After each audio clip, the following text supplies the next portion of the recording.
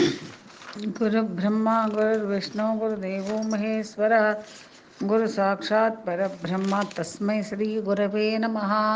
शुक्लांबरधरं विष्णुं शशिवर्णं चतुर्भुजं प्रसन्नवदनं ध्यायेत् सर्वविघ्नोपशान्तये श्रीविद्यां परिपूर्णमेरुशिखरे बिन्दुत्रिकोणे स्थितां वागीसादिसमस्तभूतजननीं मञ्चे शिवाकारिके कामाक्षीं करुणारसार्णवमयीं कामेश्वराङ्कस्थितां कान्तां चिन्मयकामकोटिनिलयां श्रीब्रह्म विद्यां भजे।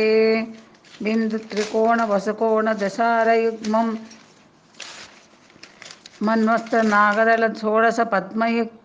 षोडशपत्रयुक्तं वृत्तत्रयं च धरणी सदनत्रयं च श्रीचक्रराजविदितः परदेवताय नारायणसमारम्भं व्यासशङ्करमध्यमाम् अस्मदाचार्यपर्यन्तं वन्दे गुरुपरम्पराम्। శ్రీమాత్రే నమః. నిన్న మనం సుఖ వ్యాస సంవాదం గురించి తెలుసుకున్నాం. సుఖుడు సంసార జీవితాన్ని ఇష్టపడకుండా ఆయన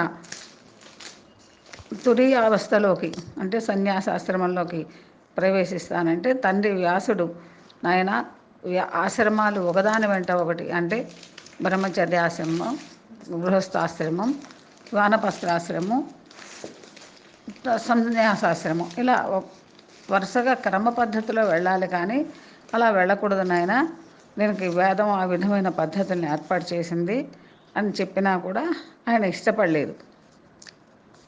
వివాహానికి ఇష్టపడకపోతే ఆయన అన్నారు, నువ్వు ఒక్కసారి జనకుని దగ్గరకు వెళ్ళు, జనకుని దగ్గరకు వెళ్ళి జనక మహారాజు గారి దగ్గరికి వెళ్ళి ఆయన విదేహ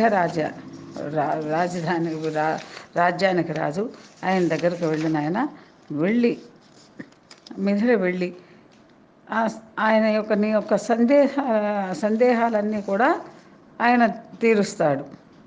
నువ్వు వెళ్ళి మళ్ళీ నీ యొక్క సందేహాలు తీరిన వెంటనే మళ్ళీ ఇక్కడికే వెనక్కి రావాలి, వచ్చి నా దగ్గరే ఉండాలి అని చెప్పి అనేసరికి ఆయన సరే నువ్వు చెప్పావు కాబట్టి అసలు సంసారంలో రాజ్యం చేస్తూ సంసారంలో ఉంటూ ఆయన జీవన్ముక్తుడు ఎలాగయ్యాడో తెలుసుకోవాలి అని చెప్పి ఆయన బయలుదేరాడు. రాజ్యానికి వచ్చాడు, మిథిలా రాజ్యానికి వచ్చాడు. అక్కడ రాజుగారి అంతఃపురంలో ఆయనకి ఏర్పాటు జరిగింది. మంత్రి పురోహిత సహితుడై జనక మహారాజు గురుపుత్రుని దర్శించడం కోసం భవనానికి వచ్చి అతిథి పూజలు జరిపారు. ఆయన ఇద్దరూ మాట్లాడుకుంటున్నారు. సుఖమహర్షి, నీ వంటి విరాగికి నా పట్ల ఇంతటి అనురాగం కలగడం, ఇలా దయచేయడం ఆనందంగా ఆశ్చర్యంగా ఉందండి.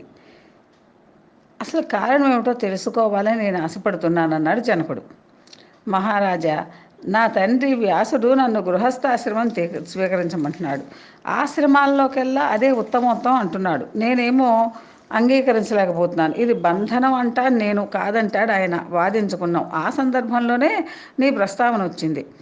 మిథిలా నగరంలో జనకుడు అనే మహారాజు ఉన్నాడు.